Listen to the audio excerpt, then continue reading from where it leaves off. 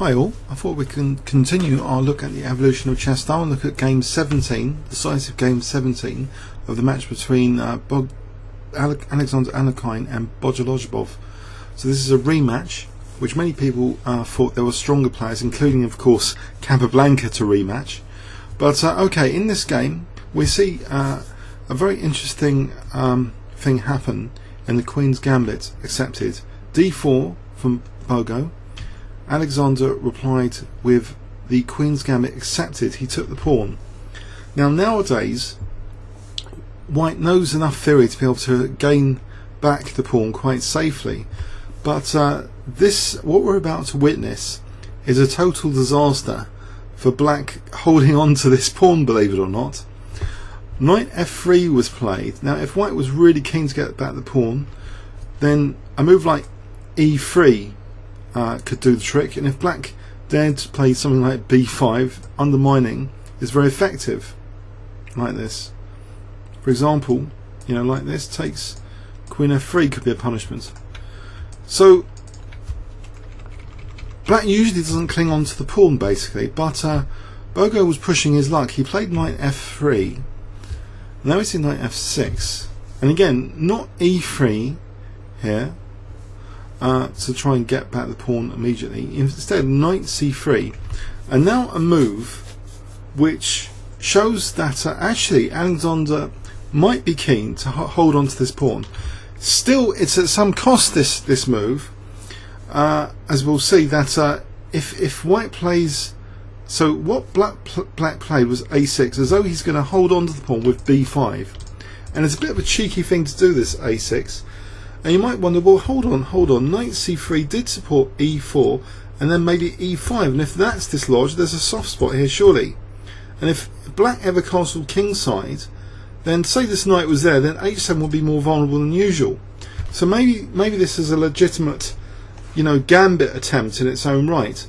You know, let Alexander Alekhine hold on to the pawn with B5 and try and push for this E4, E5. Okay, let's see what happened though. After E4, we saw B5 holding on to the pawn.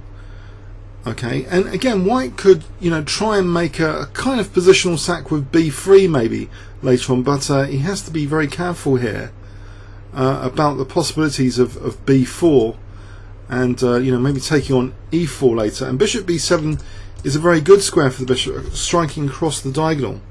So White chose to get compensation with E5. So he is dislodging the F6 knight. Knight D5 is played, and now a very aggressive looking move which targets, it seems, F7, as well as vacating F3 for the queen, which could be useful for not only attacking F7 but D5 and the diagonal. So is this very, very dangerous for Alexander Alekhine? He wasn't that worried. He has to play accurately though. He plays E6 first, which does help support D5, not just the queen supporting D5 but the pawn now. Okay, but now we see Queen F3 double attacking D5 and F7, but a precise move here from Black is played. It's not amazingly like a firework move, but I wonder if I could test you guys on YouTube. What does Black do here to safeguard F7 without having a problem with D5? So what would you kind of play here as Black? I think it's the absolute best move in the position. When I briefly engine checked this game, if I give you 10 seconds here, starting from now. Okay, Queen D7, I think give yourself like 10 points. If you played other things, I think you'll end up losing points. If we just engine check how to defend F7 here, it doesn't seem okay. Queen D7 looks like the strongest. If F6, you might wonder. E takes, Queen takes. This knight takes D5 here, which could be nasty. It could lead to nasty stuff. So really, Queen E7, just knight D5. So Queen D7 sufficient. So really Black is a pawn up. Now in World Championship standards, to be a clear pawn up without too much compensation is rare because of the evolution of opening theory. And you might think, well, hang on, opening theory is not really evolution of style, is it? Well, I think really it's part of the game. It's a major part of the game to get a good position from the opening. And really, white has not got a brilliant position from the opening, because not only black has the extra pawn, black's like bishop issue, which sometimes is an issue, is not an issue here. The queen is kind of committed, the knight's kind of committed to stumbling around a bit. So the opening hasn't been, this position has got the seeds of destruction here already for white. And okay, but white played knight takes d5, and after e takes there might be this possibility of e6. Black wants to blockade against e6, and also of course now there's the possibility of bishop b4 check. How would white, if white plays bishop e2, then bishop b4 check.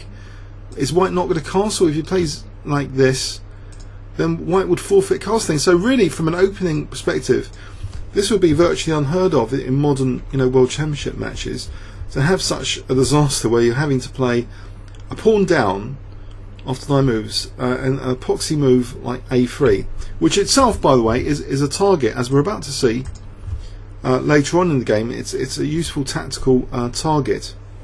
First, knight c6 again forces the issue from white. White's not left alone here. What does he do about d4 now? Does he move his queen to protect it? He plays bishop e3. Okay. Now knight d8, and white is left alone. There's no immediate threat, or is there? Is there this idea of knight e6, a lovely blockade? Well, also, now that knight's here and goes to e6, there's pressure on d4, which could be amplified later by a c5. Bear that in mind. Bishop e2 though. And now again, white is put on the spot here with this other ingenious move, which actually is also something about knight d8, that it does mean that bishop b7 is technically possible with a protected bishop on b7. So this next move is actually facilitated by that knight d8. It's not just about the knight blockade on e6. Dual purpose. Ingenious move is played now, knowing that black's a pawn up to the good. He plays, I wonder if you can guess it with 5 seconds. Okay. Plays queen f5, letting d5 drop. Bit of a trap. But I think if queen takes d5, we'll see the queen trapped with bishop b7. Nowhere for the queen.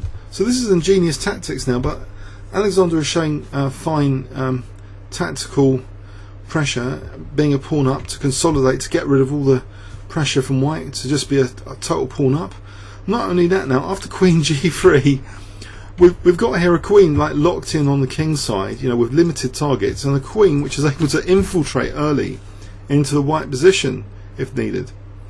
It doesn't use that option at the moment. h6 to kick the knight first. The knight stumbles back to h3. Okay, and now we see not a queen infiltration move actually. We see c6, which reinforces d5.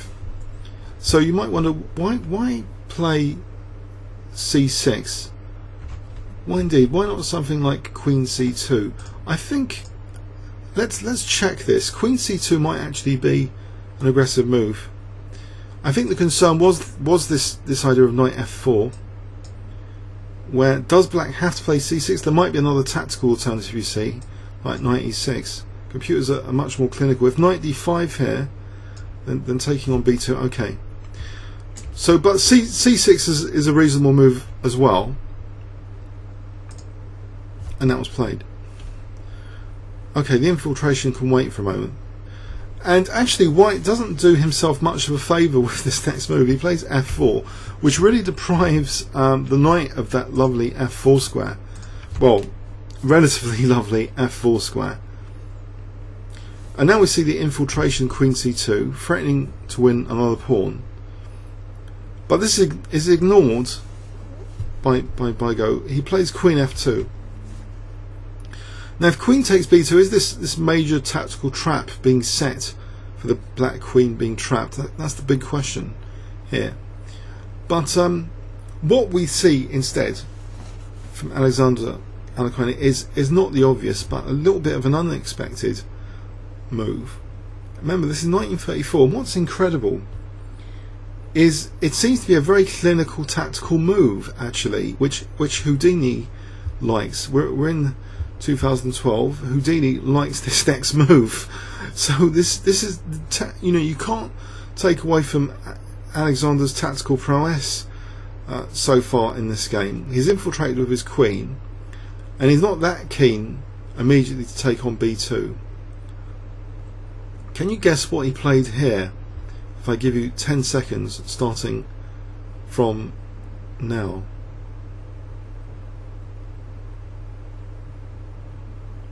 Okay, he takes on A3, believe it or not. So what is going on here? Why did he do this? Well, if rook takes A3, then queen takes B2 is a bit embarrassing. How does white actually defend that rook? He hasn't even castled yet. He can't get his other rook to defend that rook. Very limited defensive tries here. Bishop c4 is not doing much because all of this is kind of reinforced. That's been reinforced from before d5 with the c6 move. So that's actually not played. White actually castles here, losing yet another pawn. Now actually, if he took with the pawn, then I believe check here is embarrassing. There's no way of defending a1 now. So okay, so white just loses another pawn. So this shows that really opening theory was quite primitive. It seems that even in a World Championship match, unless Bogo wasn't the greatest, keenest theoretician.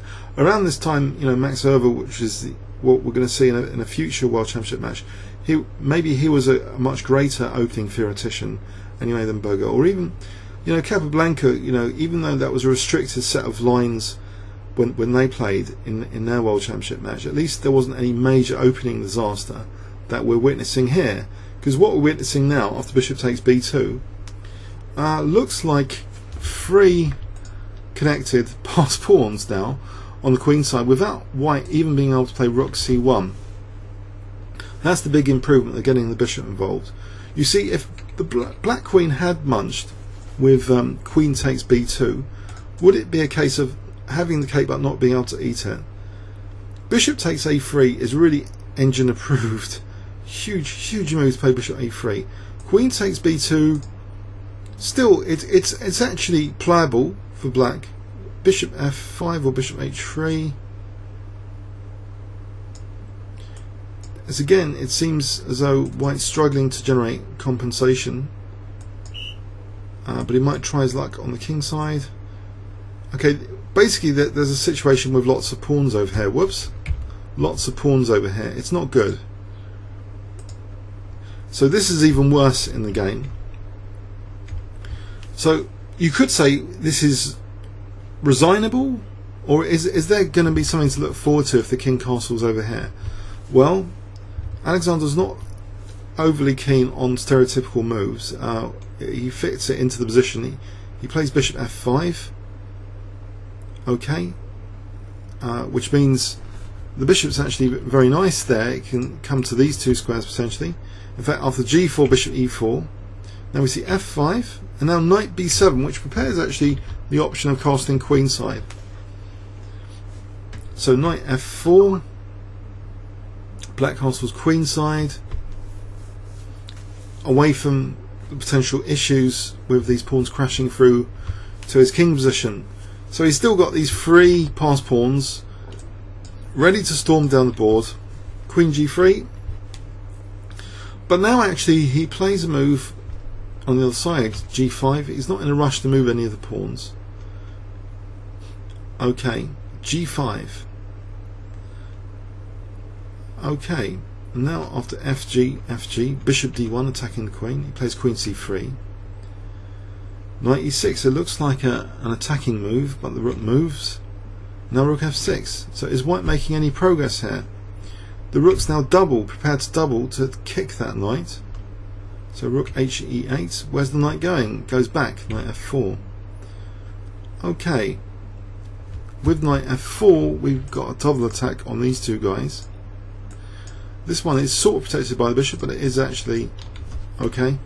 Double attacked with rook and knight. But knight d8 at least protects c6 for the moment. So one question here. In this position, can white actually play knight takes g6? Knight takes g6. Is that actually possible? What would be the refutation? Let's have a quick engine check of knight takes g6.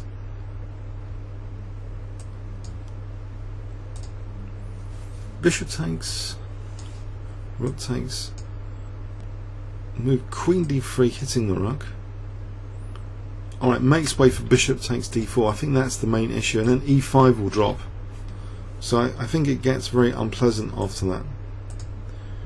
So it's a bad position for white anyway. Queen f2 is played.